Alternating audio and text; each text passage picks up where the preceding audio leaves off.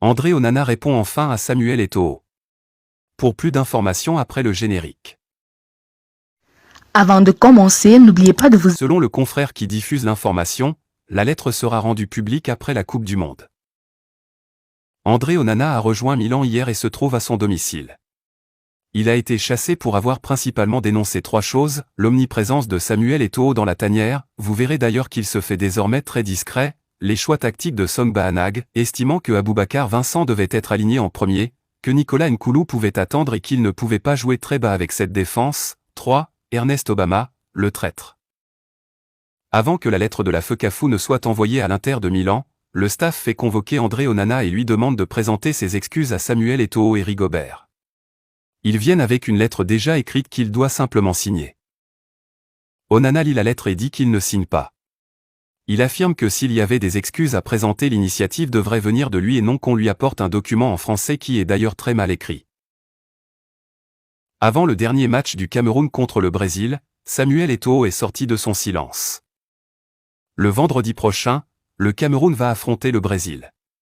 Les Lions indomptables doivent gagner contre la Tunisie pour espérer se qualifier pour le second tour. À 48 tâches de cette rencontre, Samuel Eto'o lance mobilisation. Il n'y a pas de plus grand plaisir que de voir la prochaine génération de Lions viser des étoiles pendant cette Coupe du Monde. 2 jours avant que nous jouions notre dernier match de groupe, a écrit le patron de la FECAFOOT sur les réseaux sociaux. Ce dernier match est vital pour le Cameroun. Les Lions indomptables doivent s'imposer et espérer aussi une victoire serbe contre la Suisse pour se qualifier. Pour Rigobert Song et ses poulains, la tâche s'annonce difficile mais pas impossible. Pour le dernier match contre le Brésil, on y croit, avait lancé le sélectionneur camerounais. Le match se jouera vendredi à l'Usaï Stadium. Célestin Djamène, Samuel Eto'o a été trop gentil avec Onana, il méritait l'exclusion directe. Pour le politicien, la mise à l'écart du gardien de but camerounais est méritée. Contrairement à de nombreux supporters des Lions indomptables, Célestin Djamène approuve la mise à l'écart d'André Onana par le staff technique de la sélection nationale. Avez-vous déjà entendu un joueur africain indiscipliné chez les Blancs? Merci Eto'o pour la sanction. Tu as été trop gentil avec Onana, il méritait l'exclusion directe. Vous allez respecter les équipes nationales africaines comme vous respectez vos clubs en Europe et ceci de gré ou de force. Il y a des dictatures utiles et indispensables pour avancer, commente le président national à part sur sa page Facebook. L'homme politique poursuit, nous préférons la défaite dans la discipline plutôt que la victoire dans le désordre. La liberté d'expression n'est pas la liberté d'exception. L'intérêt général prévaut sur l'intérêt d'un individu.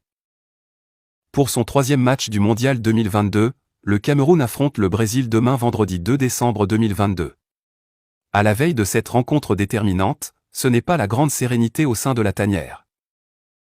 Retour au Milan. Et pour cause, André Onana a finalement quitté le Qatar pour le Cameroun mardi dernier. Le gardien de but camerounais a embarqué à l'aéroport international de Doha pour Paris, à bord d'un vol de Qatar Airways. Avant de quitter le Qatar, l'interiste a fait une sortie par voie de communiqué pour donner sa version des faits au sujet de sa mise à l'écart et sa décision de quitter la tanière. Je me suis toujours comporté de manière appropriée, et pour mener l'équipe vers le succès. J'ai mis tous mes efforts et mon énergie afin de dénouer les liens d'une situation ambiguë, mais je n'ai pas rencontré la réceptivité espérée, peut-on lire dans son communiqué. Le joueur de l'Inter Milan réaffirme son attachement pour son pays. Je tiens à exprimer mon affection pour mon pays et les Lions indomptables. Hier, lundi 28 novembre, note de la rédaction, je n'ai pas été autorisé à être sur le terrain pour aider le Cameroun, comme je le fais toujours, à atteindre ses objectifs, indique-t-il.